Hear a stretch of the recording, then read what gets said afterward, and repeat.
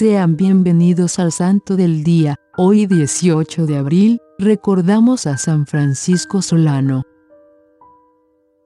Nacido en Córdoba, en el año de 1549, de padres andaluces prominentes de la región, se unió a los franciscanos a los 20 años y fue ordenado sacerdote en 1576.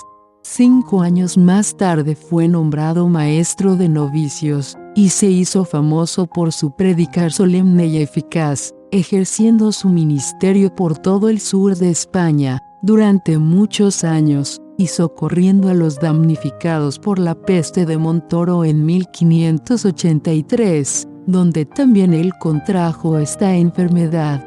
Su atención a los enfermos durante la epidemia despertó tanta admiración, que se avergonzó y pidió que lo enviaran a las misiones africanas, pero en 1589 sus superiores le ordenaron ir a Perú, a petición del rey Felipe II, ya que no había misioneros. Durante la travesía, su barco se encontró con una tormenta, y al sentir el crujir de la madera, los pasajeros y la tripulación abordaron botes salvavidas individuales, abandonando al grupo de esclavos africanos, al no haber suficiente espacio para ellos. Francisco, que les estaba enseñando sobre la fe, se negó a abandonar el barco que se hundía y se quedó en el naufragio. Bautizó a los esclavos y cuando el barco se hundió, llegó a una playa con los sobrevivientes, donde luego se salvaron. Francisco llevó a cabo su ministerio durante 20 años entre la población nativa y los colonizadores españoles en varias partes del Perú y en las actuales Bolivia, Paraguay y Argentina. Encontrando que la moral de los misioneros había disminuido considerablemente, Francisco se decidió a poner en práctica las reformas franciscanas. Emprendió una serie de viajes peligrosos a través de tierras salvajes y aprendió el idioma local de los nativos. Pasó muchos años en la remota provincia de Tucumán, Argentina, que entonces era una región lejana, en el extremo de Lima, en los Andes y en Paraguay.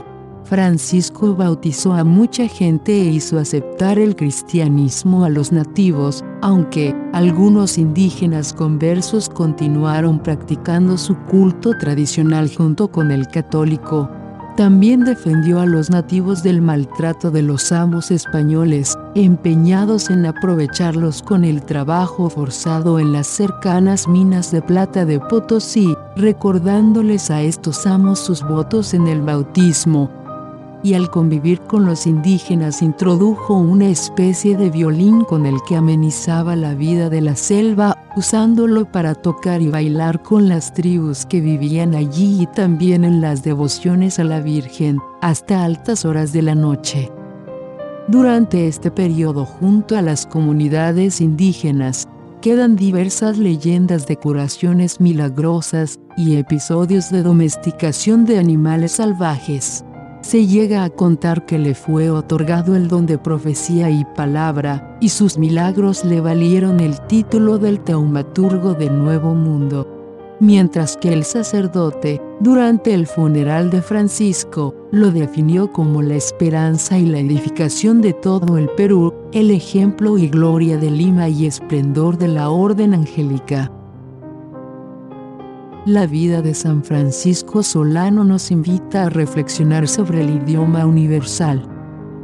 Francisco Solano sabía por experiencia que en la vida de los cristianos a veces se dificulta mucho la difusión del Evangelio de Jesucristo, más aún si nos encontramos ante un idioma que no se domina.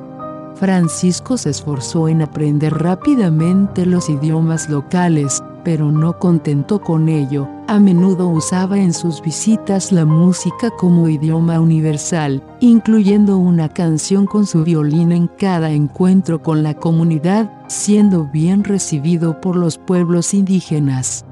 Todo esto con un solo fin: unir a toda América del Sur en la fe de la verdad, la fe de Cristo.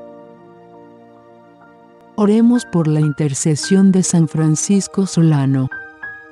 Oh poderoso San Francisco Solano, tú que exploraste y evangelizaste en las tierras salvajes de América del Sur, por favor ayúdame en mi caminar por las tierras salvajes de este mundo, y obtén para mí, a través de nuestro Señor Jesucristo, la gracia que te pido.